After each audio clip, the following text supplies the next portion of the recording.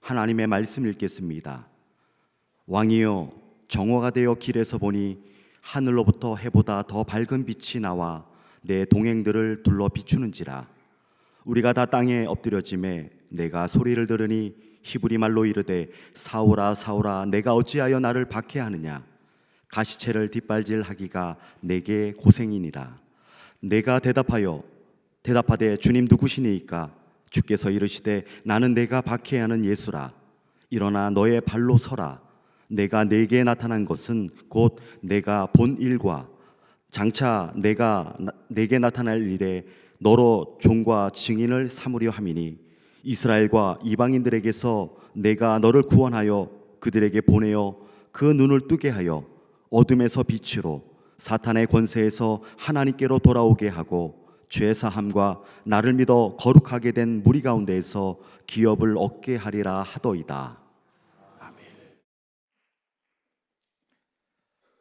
기도드리겠습니다. 말씀의 주인 되시는 아버지 하나님, 하나님의 말씀을 함께 나누고자 합니다. 이 시간에 임재하여 주셔서 전하는 자의 종의 입술을 사용하여 주시고 듣는 자들의 마음의 귀를 활짝 열어서 우리 인생에 나아갈 바 길을 밝혀주시는 하나님 은혜의 시간이 되게 하옵소서. 예수님 이름으로 기도하옵나이다. 아멘. 추석 명절을 맞이해서 고향을 다녀오시고 또 가족들과 함께 정다운 시간을 보내시고 맛있는 걸 많이 드셨는지 얼굴에 달들이 다 하나씩 떴어요. 옆에 분들하고 보시면서 오랜만에 만났는데 인사만 하십시다. 보기가 좋습니다. 그렇게 하면 보기가 좋습니다. 보기가 좋습니다. 네.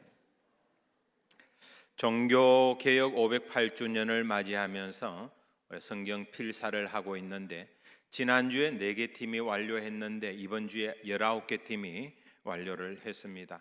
특별히 이제 신약 성경만 필사하기 때문에 그렇게 부담스럽지 않고 신약은 몇 절 되지 않기 때문에 마음만 모으면은 금방 칠 수가 있습니다.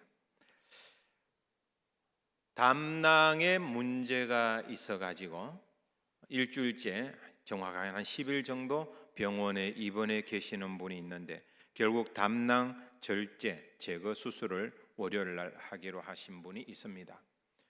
어제 전화를 하면서 이런저런 이야기를 나누고 기도를 하고 했는데 그분이 하는 이야기가 목사님, 성경 필사를 제가 병원에서도 하고 있습니다. 병원에서 성경 필사를 어떻게 하시나요? 제가 스마트폰으로 하고 있습니다. 나이가 연세가 제법 되신 분이기 때문에 결국 한자 한자 칠 수밖에 없는데 그래도 동참하는 데 의미가 있다. 제가 큰 은혜를 받았어요. 세상 무서운 게 성경 필사하라고 하고 목사는 안 하는 거. 성경 필사하라고 큰 행사를 해놨는데 교회 중직자들이 안 하는 거. 우리는 하나된 공동체라는 게 뭡니까? 한 절을 쳐도 좋습니다. 제가 깨달은 바가 있어요. 전에 같으면은 성경 필사하실 분들 하세요. 성경 읽을 분들 읽으세요. 묵상하실 분들 묵상하세요. 그 광고가 뭡니까? 네 하고 싶은 대로 하세요. 해도 좋고 안 해도 좋고. 근데 이게 아니더라고요. 이런 행사가 있을 때에는 목사님, 저는 컴퓨터 못 칩니다. 한 절밖에 못 합니다. 그래도 하세요. 전 나이가 90입니다. 그래도 하세요. 홈페이지에 들어가서 회원 가입하는 게 너무 힘듭니다.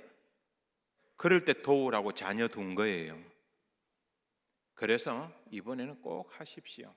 내가 어디에 들어가서 성경을 쳐야 할지 모르겠습니다. 그분들을 위해 가지고 오늘 이제 새로운 방을 개설을 했습니다. 몇 개의 방을 보여주시면은 생명의 숲이라고 하는 방이 있을 거고 교육의 숲이라고 하는 방이 있을 거고, 사랑의 숲이라고 하는 방이 있을 거고, 말씀의 숲이라고 하는 방이 있을 겁니다. 여러분 입맛에 드는 대로 들어가서 치시면 됩니다. 이러한 일들을 통해 가지고 우리 교회가 하나 되는 것을 경험하는 거예요. 요 엘림 찬양대 오늘 찬양 좋았지요? 별로 안 좋았는가 본데. 오늘 찬양 좋았지요? 이분들이 찬양이 좋은 이유가 주중에 성경 필사를 완료했거든요. 그런데 하나 부탁이 있습니다. 엘림이라고 하면은 성경 필사하는데 30명이 다 들어와야 돼요. 10명만 하는 게 아니다 그 말이에요. 이번 다음에 제가 엘림에는 성가대 대장에게다가 책임을 묻겠습니다. 그러니까 우리가 뭐냐면은 마을이면은 마을, 교회 학교면 교회 학교, 또 성가대, 찬양대, 사랑방, 북한 선교 사랑방, 북한 사랑방도 완료를 했습니다만은 어디에 들어가야 될지를 모르겠는 사람들은 생명의 숲에 들어가세요. 교육의 숲에 들어가세요. 사랑의 숲에 들어가세요. 말씀의 숲에 들어가세요. 한 절만 쳐도 됩니다.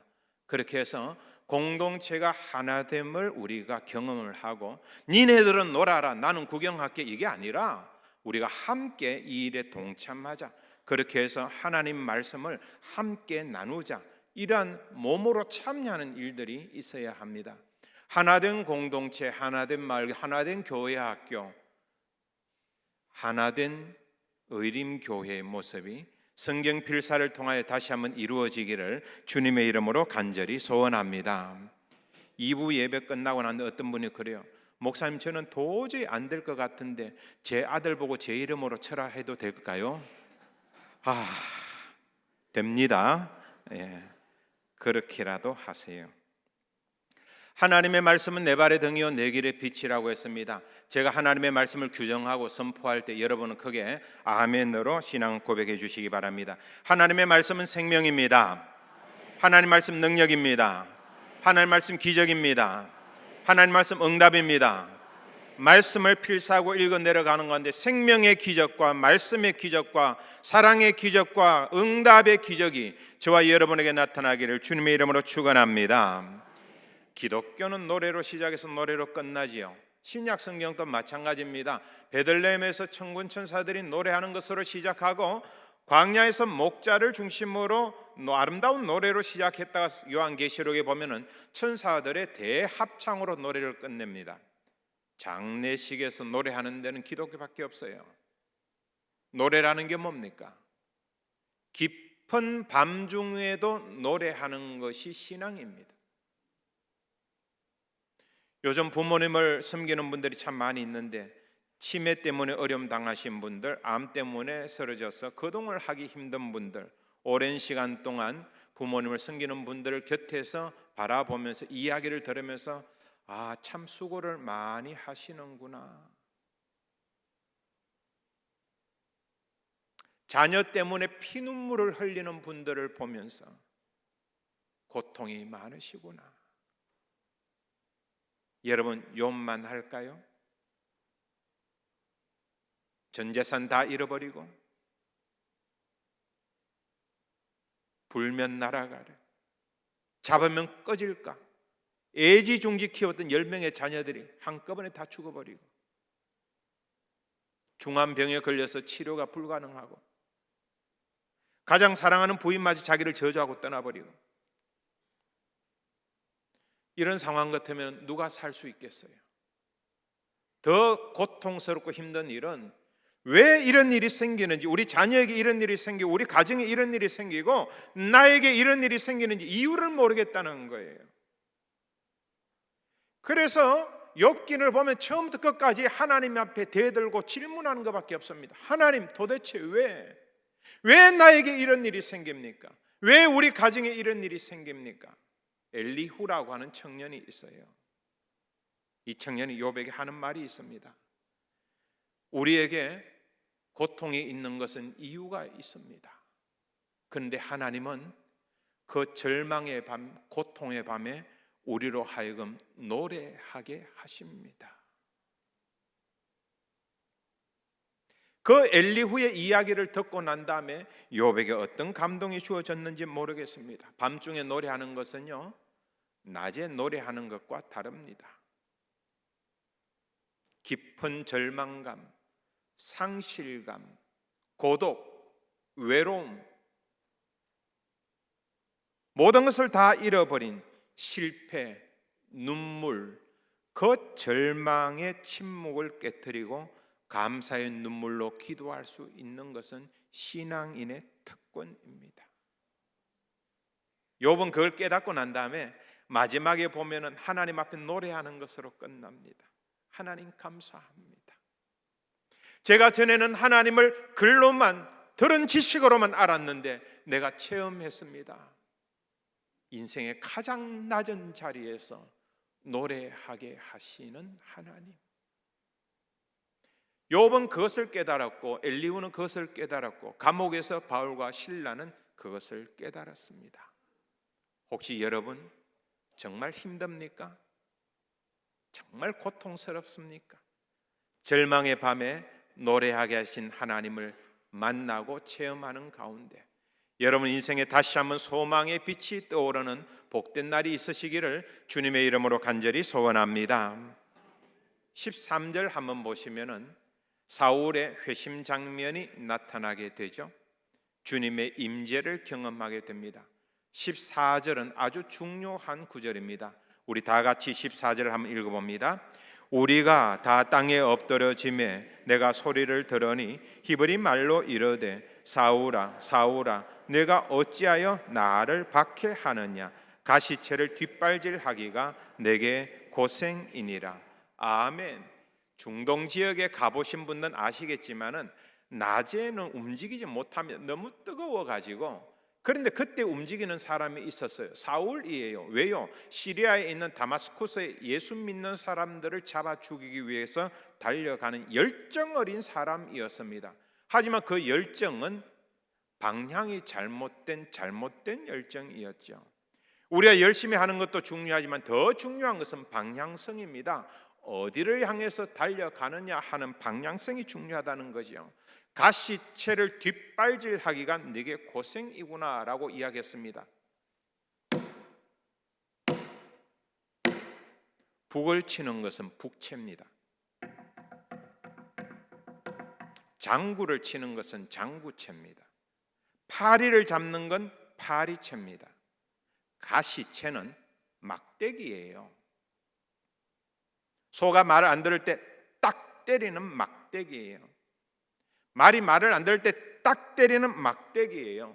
그 켄트론이라고 하는 단어를 가시채로 번역을 했는데 왜 가시채로 번역을 했느냐 하면은 켄트론이라고 하는 단어가 막대기는 막대기인데 제일 끝부분에 철사 가시가 박혀져 있습니다.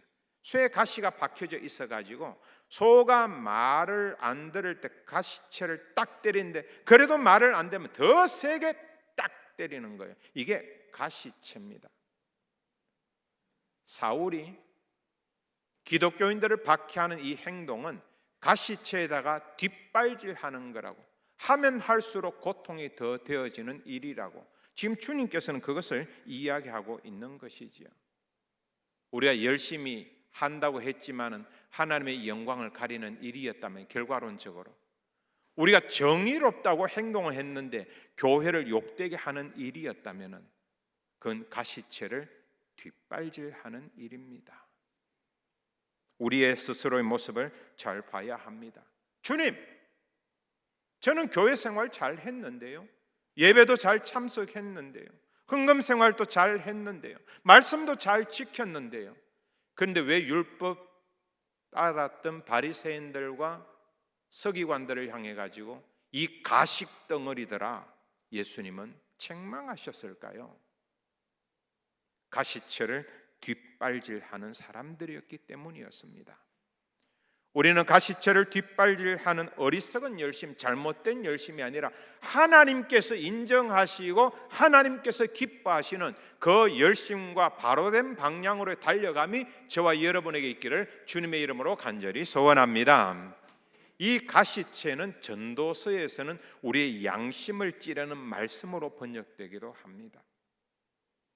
우리의 양심을 찌르는 말씀, 이 캐트론이 우리에게 전달되어질 때가 간혹 있습니다. 사울에게도 그런 때가 있었죠. 예수님을 따랐던 스데반이 최초로 순교를 할 때 그 발치에 사울이 있었는데, 그 발치에서 스데반이 돌 맞아 죽어가는 순교하는 모습을 바라보면서 하나님께서 양심의 가책을 주시는 거예요. 말씀하시는 거예요. 이게 가시체였어요. 하지만 사울은 무시합니다. 오히려 더 열심히 시리아에 있는 다마스쿠스를 향해 가지고 예수 믿는 자를 죽이러 박해하러 달려갑니다. 생고생하는 길입니다. 생고생이 뭡니까? 하나님이 기뻐하시지 않는 열심은 생고생이에요. 아유, 젊어서 고생은 사사한다라고 하지 않습니까? 아니에요. 젊어서 너무 잘못 고생하면, 왜곡된 고생하면, 바르지 못한 방향으로 고생하면 늙어서 관절만 아픕니다. 그냥 바른 방향으로 나아가야 되는 거예요. 우리의 양심에 주님의 음성이 들릴 때가 있습니다. 그 양심에 들리는 소리는 지금도 살아있는 하나님의 말씀이고, 지금도 활력 있는 하나님의 말씀이고, 우리의 영육을 쪼개는 하나님의 말씀이고, 우리로 하여금 뉘우치게 하는 하나님의 말씀이고, 눈물 콧물 다 흘리게 하는 하나님의 말씀이고, 죄에서 돌이키게 하는 하나님의 말씀이에요. 이 말씀에 대해서 히브리서 4장 12절은 이렇게 말합니다. 여기 히브리서 4장 12절에 나타나 있는 이 말씀을 5개의 카테고리로 제가 나누었습니다. 하나님의 말씀은 살아있고 활력이 있어 좌우의 날선 어떤 검보다도 예리하여 혼과 영과 및 관절과 골수를 찔러 쪼개기까지 하며 또 마음의 생각과 뜻을 판단하나니. 제가 하나하나 5개의 카테고리를 선포할 때 여러분들은 아멘으로 여러분 신앙 고백해 주시기 바랍니다. 하나님의 말씀은 살아있습니다. 활력이 있습니다. 좌우의 날선 어떤 검보다도 예리합니다. 혼과 영과 관절과 골수를 찔러 쪼갭니다. 마음의 생각 뜻을 판단합니다. 이 하나님의 말씀 무시하지 않기를 바랍니다. 이 하나님 말씀에 예민하기를 바랍니다. 그럴 때 여러분 가정이 삽니다. 여러분 영혼이 삽니다. 하나님의 말씀을 무시했던 사울의 길을 우리가 반복하지 아니하고 성령께서 감동을 주실 때, 영혼을 터치하실 때에 그 순간 바로 납작 엎드려서 말씀에 순종하며 새로운 길을 걸어가는 저와 여러분 되기를 주님의 이름으로 축원합니다. 16절, 오늘 본문의 가장 중요한 구절이죠. 성경 설교 제목이 여기서 나오기도 합니다. 다 같이 한 목소리 한번 읽어봅니다. 일어나 너의 발로 서라. 내가 내게 나타난 것은 곧 내가 나를 본 일과 장차 내가 내게 나타날 일에 너로 종과 증인을 삼으려 함이니. 아멘. 사울의 회심을 기록한 성경은 사도행전에서 3곳 나타납니다. 9장과 22장과 26장입니다. 그런데 다른 곳에는 꼭 등장하는 사람이 있는데 아나니아라고 하는 선지자가 등장하게 되어집니다. 사울에게 하나님의 뜻이 무엇인지를 깨닫게 해주고, 사울에게 앞으로 달려갈 길이 어떤 길을 가게 될 것인가를 이야기해주고, 예수 그리스도의 구속함에 대해서 이야기해줍니다. 아나니아 선지자의 역할이 크기 때문에 이 사도행전에서 빠지지 않고 등장합니다. 그런데 이상한 건 26장에서는 아나니아가 없습니다. 26장에서는 눈이 멀었다고 하는 기록이 없습니다. 오직 주님의 말씀만 있습니다. 어쩌면 우리의 삶의 마지막 귀결물도 여기 있는지도 모르겠습니다. 아버지도 사라지고 아들도 사라지고 걱정, 근심, 염려, 직장 모든 거 다 fade out이라고 그러죠. 다 사라져버리고 오직 주님만 보이는 것. 그래서 사도행전 26장에 나타나는 이 말씀이 얼마나 중요하냐면은 오직 주님의 말씀만 보인다는 거예요. 이 말씀이 사울에게 전파되어지고, 이 말씀이 바울에게 전파되어질 때 바울의 새로운 삶이 시작되어지고 새로운 전환점이 나타나게 되어지는데, 왜 사울에게 나타나셨을까? 하나님의 목적이 있습니다. 16절에서는 사울에게 주님께서, 부활하신 주님께서 나타나신 이유에 대해 가지고 유대인과 이방인들에게 증인이 되기 위해서 그렇다라고 이야기하고, 17절에 들어가게 되어지면은, 그럼 유대인과 이방인에게 증인이 되기 위해서 사울을 부르셨는데, 이 사울을 부르신 구체적인 목적에 대해서는 4가지로 요약을 하게 되어지는, 그게 18절에 나옵니다. 18절 중요하니까 우리 같이 한번 보시면서 읽도록 하겠습니다. 다 같이 한번 읽어봅니다. 어둠에서 빛으로 사단의 권세에서 하나님께로 돌아오게 하고 죄 사함과 나를 믿어 거룩하게 된 무리 가운데 기업을 얻게 하리라 하더이다. 아멘. 사울을 부르신 이유가 여기에 있습니다. 어둠에 있는 자들을 불러가지고 빛 가운데를 이끄는 역할을, 정인의 역할을, 선교사의 역할을, 복음 전도자의 역할을 너에게 맡기겠다는 겁니다. 사단의 권세 있는 사람들에게 하나님의 자녀가 되는 그 일을, 그 거룩한 일을 너에게 맡기겠다는 겁니다. 어떻게 하면 우리가 죄 사함을 받고 의로운 자유인이 될 수 있는지 그것을 깨우치게 하는 일을 너에게 맡기겠다는 겁니다. 모든 사람들이 하나님의 권속이 되어서 하나님의 기업이 되어가지고 마음껏 이 땅에서 하나님의 영광을 누리며 살 수 있도록 하는 그 위대한 일을 너에게 맡기겠다는 겁니다. 이 일을 맡기기 위해서 사울에게 하는 말이 있죠. 일어나 너의 발로 서라. 근데 이 말은 예레미야에게도 했던 말이고 에스겔에도 했던 말이에요. 우리 다 찾아볼 수는 없습니다만은 그 중에 하나만 보면 에스겔 2장 1절을 한번 보시면은, 우리 2장 1절은 다 같이 한 목소리 한번 읽어봅니다. 그가 내게 이르시되 인자야 내 발로 일어서라 내가 내게 말하리라 하시며, 2절에 보면은 그가 내게 말씀하실 때 그 영이 내게 임하사 나를 일으켜 내 발로 세우시기로 내가 그 말씀하시는 자의 소리를 들으니. 제가 이 에스겔을 묵상하는 가운데 하나님 감동을 주셨어요. 2026년 특세 주제 후보군 중에 하나입니다. 일어나라.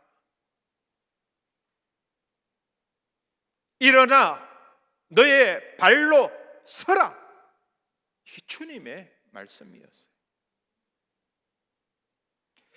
오늘도 넘어있는 자들, 무너진 자들, 상처와 어둠 속에 있는 자들, 아픔 속에 있는 자들, 그런 자들에게 주님께서 들려주시는 이 말씀. 그래서 이 사울의 회심 장면을 그림으로 표현하는 사람 참 여러 사람이 많이 있는데 가장 걸작으로 대표되지 않는 사람은 루벤서예요. 루벤서의 그림이 참 유명합니다만 제가 오늘 여러분에게 소개해 줄 것은 루벤서 그림 말고 까라바조라고 하는 사람의 그림을 소개해 드리기를 원합니다. 이 사람은 원래 이름이 미켈란젤로 메리스입니다. 그런데 그의 본래 이름이 사용되지 않고 예명이라 그러지요. 까라바조가 태어난 곳입니다. 자기 태어난 마을인데 그 고향의 이름을 따라 가지고 이 사람의 이름을 까라바조라고 이야기를 합니다. 왜 이 그림이 중요하냐? 이 그림에는 자신을 담았어요. 바울이 상당히 직설적인 사람이고 다혈질적인 사람이고 그러다 보니까 사람에게 상처를 참 많이 줍니다. 여러분, 일을 열심히 하고 위대하고 열정적으로 하는 사람은 대부분 다혈질이에요. 까라바조가 그랬어요. 너무 자기 성격이 다혈질적이기 때문에 참지를 못합니다. 심지어 어느 정도냐면 남이 싸우는데 괜히 끼어들어가지고, 남이 싸우는데 왜 끼어들어요? 남이 싸우는데 끼어들어가지고 자기가 사람을 죽여버려요. 그게 까라바조였어요. 그러니까 이 까라바조는 자기 자신의 모습이 너무 싫은 거예요. 자기가 원하는 게 있어요. 뭐냐 하면은 그렇게 다혈질적이고 직선적인 사울이 예수님 만나고 난 다음에 완전히 바뀌어져 가지고 위대한 사도로 부르심을 받았던 장면을 기억하면서 하나님 나도 좀 만져주세요. 나도 좀 변화되게 해주세요. 근데 하나님은 그 성격을 변화 안 시킵니다. 그 성격을 그대로 살려가지고 위대하고 열정적인 화가로 만들어요. 여러분 성격은 절대 바뀌지 않는다. 대신 그 열정을 사용하신다. 그 다혈질을 사용하신다. 그 성격을 사용하신다. 하나님께서 사용하신 그 장면이 나타나면 얼마나, 그 그림에 보면은 이 까라바조가 빛과 어둠의 명암의 예술사입니다. 여러분 잘 안 보이지만은 저 뒤편에 사람이 있어요. 마부입니다. 이 마부의 관심은 눈빛이 어디에 가 있느냐? 말에게 가 있어요. 넘어지고 쓰러지고 아파하고 강도 맞은 사람에게는 전혀 관심 없어요. 오직 자기의 말에게만 있어요. 말만 바라봅니다. 근데 말은 엉거주춤, 다리를 함부로 이렇게 못 내리죠. 왜? 밑에 쓰러져 있는 사람을 밟을까 봐. 자신의 이득을 위해 가지고 이합집산하면서 사람의 등을 찌르고 배신하고 사람을 죽이는 일들이 우리 주변에 얼마나 많이 있습니까? 짐승보다 못한 사람이 얼마나 많이 있습니까? 마지막으로 쓰러져 있는 사울이에요. 두 다리를 번쩍 들고 팔을 허공양에 서 있고 엉거주춤 공허하게. 이거 나중에 집에 가셔서 한번 그림을 살펴보시면 눈이 감겨져 있습니다. 이 사람의 봉사라는 걸 상징합니다. 아무것도 볼 수 없어요. 말 위에 있을 때는 권력의 칼을 휘둘렀던 사람 아닙니까? 사람을 죽이는 권세가 있었던 사람입니다. 달려가던 사람이 모든 사람을 아나무인격으로 내려다보던 사람이었습니다. 그런데 부활하신 주님을 해보다 더 밝은 빛 가운데 만나고 난 다음에 땅에서 떨어져가 내팽겨치고 땅바닥에 내팽겨쳤을 때는 아무도 그를 보지 않더라. 절망, 깊은 한숨, 이것만이 사울의 모습입니다. 가라바조는 이 그림을 그리면서 이 속에다가 자신을 담습니다. 주님, 저는 사울과 같은 사람입니다. 저를 만나 주시고 저를 변화시켜 주시고 저를 하나님의 사람으로 사용하여 주옵소서. 그래서 예수 믿는 자를 핍박하던 사울이 인생의 전환점을, 터닝 포인트를 마련하게 되었는데 패러다임이 바뀌게 되어지니까 위대한 사도로 사용을 받게 되어지고, 가라바조 역시 하나님의 말씀을 중심으로 해 그림을 그리는데 이 모든 그림 속에 자기의 메시지를 담게 되어집니다. 그 출발은 땅에 떨어지고 눈의 시력을 잃어버리고 아무것도 소유한 것이 없는 상실한 곳에서 출발이 시작되어집니다. 말씀을 맺겠습니다. 여러분은 마부, 말, 사울 어디에 속해 있을까요? 여러분의 관심사는 뭡니까? 코인인가요? AI인가요? 주식인가요? 부동산인가요? 여기 지금 웃고 있는 사람 한 10배 오른 사람들이에요. 여러분, 그게 여러분의 정체성입니다. 마부의 마음을 휘잡고 있던 것은 말이었어요. 이 말이, 이 마부가 위치한 곳이 저 뒤 흑암 어두움에 있다는 걸 분명히 의미심장하게 보셔야 합니다. 말을 한번 보십시다. 밟을까봐 그저 안절부절 못합니다. 조심스럽게 합니다. 그런데 짐승보다 못한 인간들이 얼마나 많은지, 무심결에 던진 말 한마디가 하나님의 영광을 가린다면, 의도적으로 욕했던 말이 교회를 욕되게 한다면 우린 짐승보다도 못한 인간입니다. 사울, 가지고 휘두르고 장악하고 자랑하고 뽐내고 그러던 자가 모든 것을 잃어버린 상태에서는 남는 것은 아무것도 없었습니다. 그럴 때 들린 주님의 음성이 있습니다. 16절에 나타난 대로 일어나 너의 발로 서라. 우리 한번 따라해 볼까요? 일어나 너의 발로 서라. 옆에 사람 보지는 말고 손만 한번 잡아보십시다. 이럴 때는 형제 자매로서 괜찮습니다. 손을 잡고, 혼자 앉으신 분은 혼자 이렇게 손을 잡으세요. 일어나 너의 발로 서라. 한 번 더요. 일어나 너의 발로 서라. 기도드리겠습니다. 아버지 하나님, 이 말씀이 있고 난 다음에 사울이 변하여 바울이 되어지고, 비방자가 변하여서 전도자가 되어지고, 폭행자가 변하여서 선교사가 되어지는 놀라운 기적이 나타났듯이 하나님의 말씀이 우리 가정에도 선포되어지게 하옵소서. 우리 자녀에게 선포되어지게 하옵소서. 일어나 너의 발로 서라. 주님의 말씀이 우리의 영혼에 선포되어지게 하옵소서. 하나님께서 사용하시면은 위대한 변화가 인생의 전환점이 나타날 줄로 믿사옵나니 지금의 고통이 고통이 아닌 줄로 믿습니다. 지금의 상실은 상실이 아닌 줄로 믿습니다. 주님, 우리의 눈을 열어서 일어나 너의 발로 서라는 주님의 음성을 바라보게 하옵소서. 예수님 이름으로 기도하옵나이다. 아멘.